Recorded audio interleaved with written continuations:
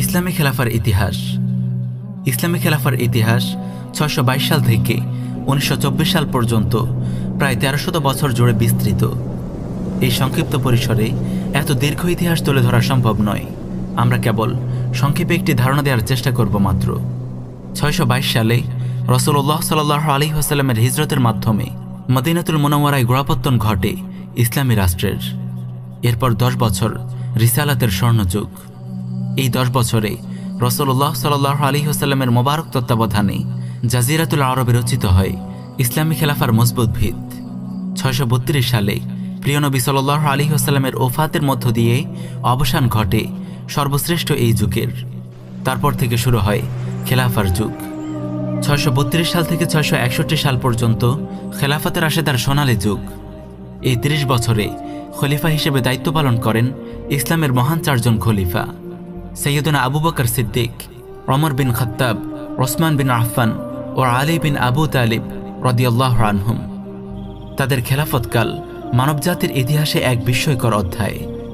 ইনসাফ, সুশাসন, সম্পদের সুষম বন্টন, ইসলামী শরিয়ার নিখুঁত বাস্তবায়ন ইত্যাদি বৈশিষ্ট্যে সমুজ্জ্বল ছিল তাদের ৩০ বছরের এই অভূতপূর্ব শাসন। তারপর ৬৬১ সাল থেকে ৭৫০ সাল পর্যন্ত প্রায় ১ শতাব্দী কাল ধরে চলে উমাইয়া খেলাফা। উমাইয়া খেলাফা খেলাফতে রাশিদার মতো শতভাগ ইসলামী শরিয়ার মানদণ্ড অনুসরণ করতে ব্যর্থ হলেও এটি ইসলামী সাম্রাজ্যের সীমানাকে বিস্তৃত করেছে এবং মুসলিম উম্মাহর অভিভাবকের দায়িত্ব আন্তরিকতার সঙ্গে পালন করেছে। তারপর ৭৫০ সাল থেকে ১২৫৮ সাল পর্যন্ত দীর্ঘ ৫ শতাব্দী ধরে চলে আব্বাসি খেলাফা। এই সময় ইসলামী সভ্যতা, সংস্কৃতি ও জ্ঞান বিজ্ঞানের এক অভূতপূর্ব বিপ্লব ঘটে মুসলিম বিশ্বে। ১২৫৮ সালে মঙ্গলদের হাতে পতন ঘটে আব্বাসি খেলাফার।